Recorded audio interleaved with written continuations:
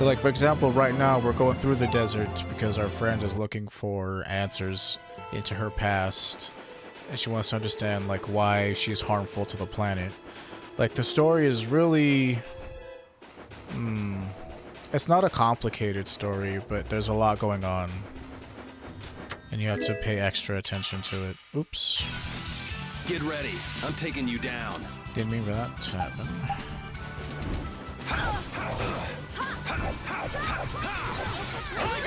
Like, Tales of the Abyss introduced lots of common things. Like, Tales of the Abyss introduced link encounters, they introduced surprise encounters. And I think a lot of people, that's their favorite game. That was too easy.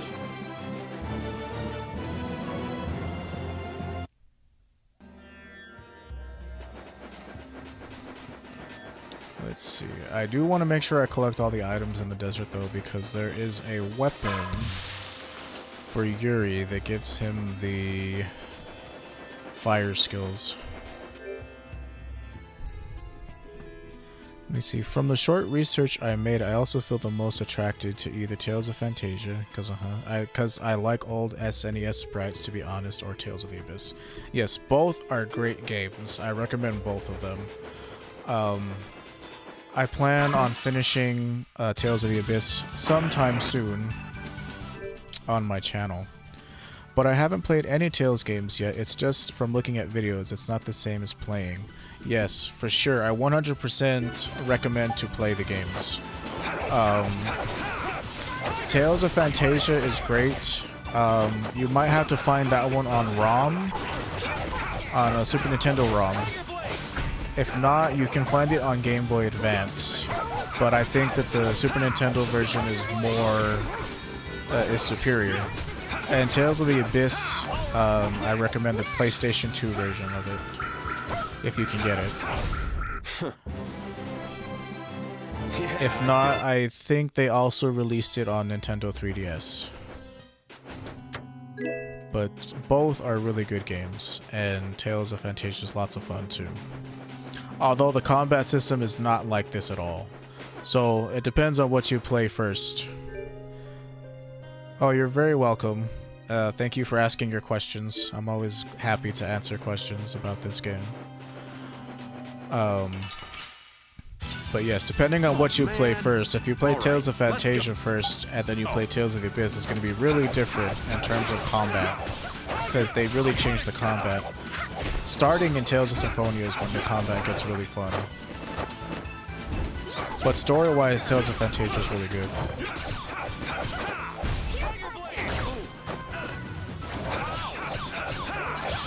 I think... Did I already identify... Yes, I did. Okay, cool.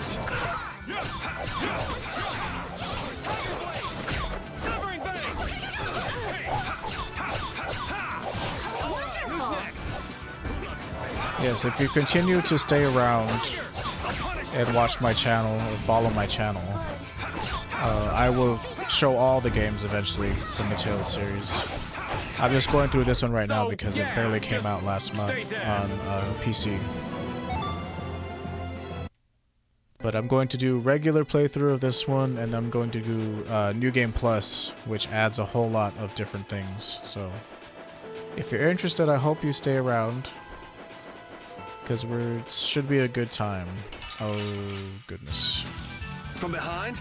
Oh, man. Our ties to each other will save us! Tiger! I'll punish you!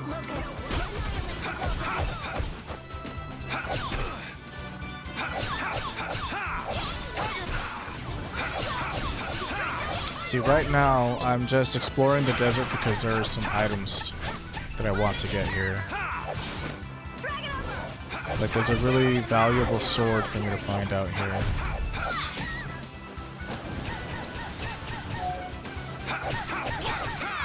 I mean, not super valuable, but... That was awesome! It has skills on it that I want. That's one major thing about this game, is you see these weapons and sub-weapons here. They have what are called weapon skills on them, and that's a big part of this game. Oh, another question. You said Abyss has your favorite story, but Symphonia is overall your favorite. What Symphonia has that makes it better? Better world, better combat? For Symphonia, it's a complicated answer because I think for me it's more of a nostalgia thing. Like, it brings me good memories of when I was 15 years old because that's when I first played that game. That game came out in 2003, so I was 15 at that time. And it was the very first time that I played a game. That was the very first time I played a Tales game. And I loved it so much. I loved the characters, I loved the story, because I'd never played, I would never really played RPGs before Tales of Symphonia. Like, I played Legend of Zelda a little bit, but Zelda's a much different RPG compared to Tales of Symphonia. Like, the Tales games are Japanese RPGs, which are way different than regular ones.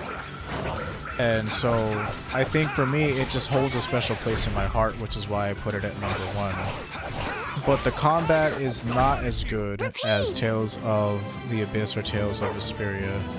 Your tail? The story, I think the story is really good, but I don't think the story is better than Tales of the Abyss. So if I'm just talking like objectively, like how much more is going on, I would say that in terms of what's going on and how much it takes, Tales of the Abyss probably has more.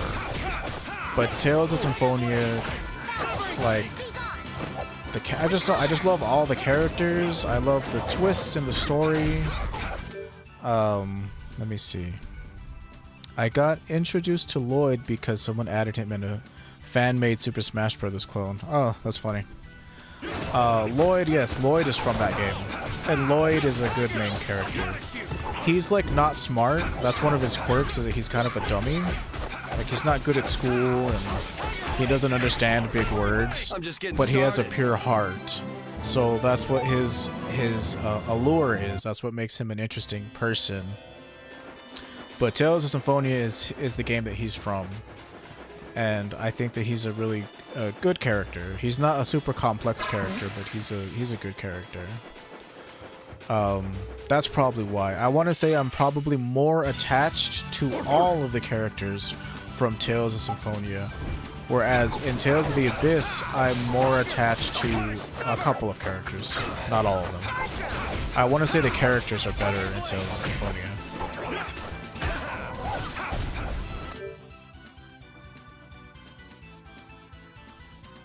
Yeah, true enough. You don't need to be... You don't need to be good in school when you're a badass with 2 swords that can shoot projectiles. Yeah, I mean, you don't need to be good at learning school things for that, for sure. But what's interesting about him is his character arc. He goes from this naive 17-year-old boy to having to really turn into a man. You know, like, that's his whole arc, is having to grow up and see the world for what it is and make hard choices as an adult, you know. So that overall, that's what his arc is, and that's what makes him a more compelling character to me than, like, for example, the main character from Tales of the Abyss, Luke. I wasn't a big fan of Luke as a main character. He's a little too... He's one-dimensional in a lot of ways. Like, his character, like, he's like a bratty noble who then finds out a big secret. I don't want to spoil the story because I think the story is really good. So, but he finds out something, and then he becomes annoying in a different way. Let's just put it that way. Like, it's hard for me to say more without spoiling the story. Ooh, now's our chance. It doesn't seem But fair. the story is excellent in Tales of the Abyss. I just don't like the characters as much as I do in Tales of Symphonia. Finish you. But for combat, like, if you're looking for really fun combat, I want to say this game and Tales of the Abyss has it. Much more than Symphonia. Brilliant. Symphonia has really good voice acting, though. The sign of victory. Tales of the Abyss, Yay! the voice Yeah, acting pretty is good. okay. It's not the best. Oh, it's okay. I'm already spoiled. Someone accidentally spoiled the main plot twist in the Abyss for me really bad. Yeah, it sucks when that happens. I had that happen to me. My friend spoiled Knights of the Old Republic 2. He spoiled the ending for me. I forgot already, so don't spoil it again. But he spoiled it for me at the time. This was a couple of years ago when I was playing through Knights of the Old Republic. And he spoiled something about Knights of the Old Republic 2 that made me not want to play it anymore. It's like, oh, what's the point if the story's already messed up? But, yeah, I know how that goes. I know the feeling of that. But yeah, the only reason I'm skipping all the cutscenes is because I've already seen them. Whenever I play through the game on New Game Plus, I'll show all the cutscenes again. But right now, I just kind of want to get as much of the game done as possible.